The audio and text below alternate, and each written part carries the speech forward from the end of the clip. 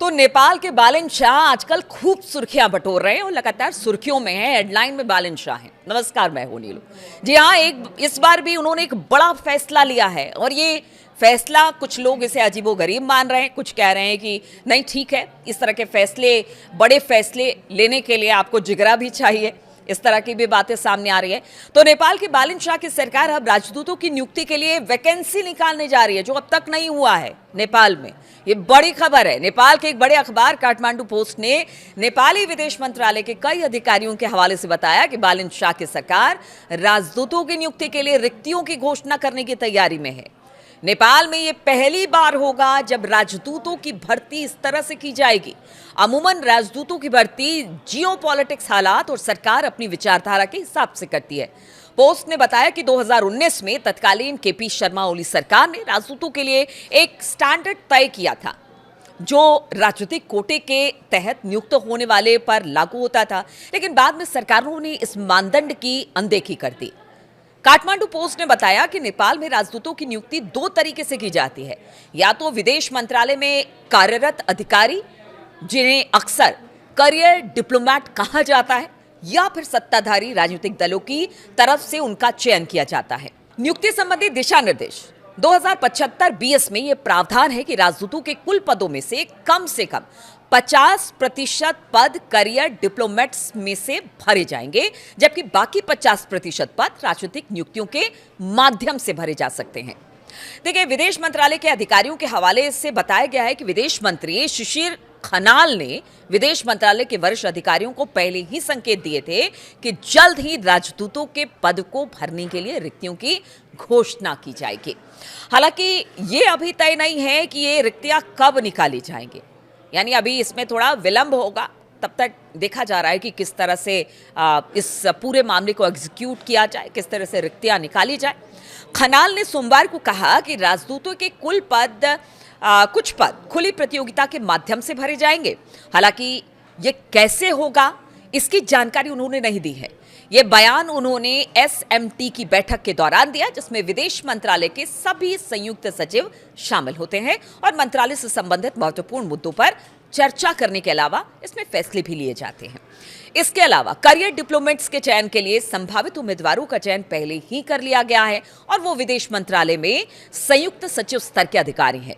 इसके अलावा जो वैकेंसी निकाली जाएगी, उसमें उम्मीदवारों की योग्यता, उसकी उम्र, उसके अनुभव संबंधित जानकारियां मांगी जाएगी और इसके अलावा इंटरनेशनल रिलेशन से संबंधित उनकी योग्यता, शोध पत्र और रिसर्च पर भी ध्यान दिया जाएगा। यानी देखिए, योग्यता पूरी होनी चाहिए डिप्लोमेट्स होने के लिए, राजदूत होने के लिए, और ये इसीलिए बालिन शाह कह रहे हैं कि योग्य उम्मीदवारों को वहां पर बिठाया जाएगा।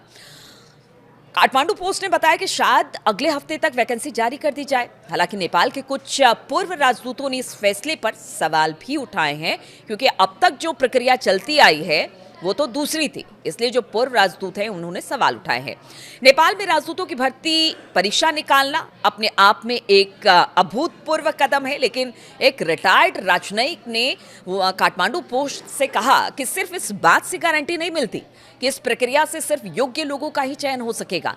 उनका कहना है कि नई सरकार का मकसद राजदूतों के चयन में पारदर्शिता सुनिश्चित करना है और जब सत्ताधारी राष्ट्रीय स्वतंत्र पार्टी जून 2024 में वामपंथी दलों के साथ गठबंधन में थी, उस वक्त भी उसने इसी तरह की रिक्तियों की घोषणा की थी। लेकिन ज्यादातर देश करियर डिप्लोमेट्स को ही राजदूत बनाते हैं, जैसे कि भारत, लेकिन कुछ देश उन लोगों को भी राजदूत बनाते हैं जिनके पास किसी खास देश में अच्छे संपर्क और मजबूत राजनीतिक पकड़ होती है। भारत, चीन, अमेरिका, ब्रिटेन और अन्य इस जैसे कुछ महत्वपूर्ण मिशनों सहित कुल 17 राजदूत पद खाली हो जाएंगे और इन देशों में नए राजदूत भेजे जाएंगे। संयुक्त सचिवों के मुताबिक विदेश मंत्री ने यह भी कहा कि अब विदेश सचिव बनाने के लिए भारत और चीन में सेवा करना एक अनिवार्य शर्त होगी। लेकिन एक पूर्व राजनयिक ने कहा कि खुली प्रतियोगिता के माध्यम से कोई भी योग्य व्यक्ति चयनित नहीं हो पाएगा। उन्होंने कहा कि इस पद के लिए राज्य के प्रति निष्ठा और प्रतिबद्धता की आवश्यकता होती है, लेकिन खुली प्रतियोगिता से राजदूतों का चयन करते समय इस योग्यता से समझौता हो सकता है। पोस्ट से बात करते हुए सेवानिवृत्त राजनयिक ने आगे कहा कि बेहतर होगा कि हेड हंटिंग यानी विशेषज्ञों को की सीधी तलाश की जाए। मंत्रालय को इन योग्य लोगों की तलाश शुरू करनी चाहिए और उन्हें उनकी विशेषता वाले देशों में भेजना चाहिए, लेकिन खुली प्रतियोगिता सरकार की अपेक्षाओं को पूरा नहीं कर सकती है। तो बहुत सारी शंकाएं हैं, आशंकाएं हैं। जो पूर्व राजनयिक हैं, अधिकारी हैं, वो कह रहे हैं कि बालिन शाह को इस पर विचार करना चाहिए। कुछ का कहना है कि देखिए, ठीक है कि अगर आपकी योग्यता के आधार पर आपको राजदूत नियुक्त किया जाता है तो इसमें कोई कुछ गलत भी नहीं है, लेकिन बालिन शाह हैं और बालिन शाह लगातार इस तरह के फैसले ले रहे हैं। वहाँ के आवाम भी इससे खुश है।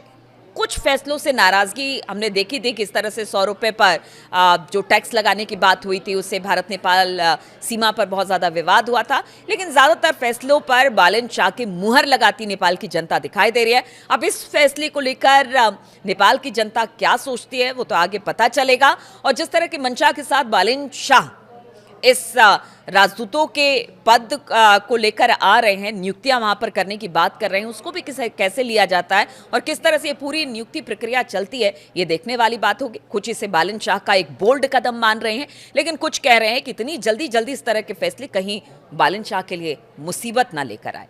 बहुत बहुत शुक्रिया मेरे साथ इस वीडियो में शामिल होने के लिए।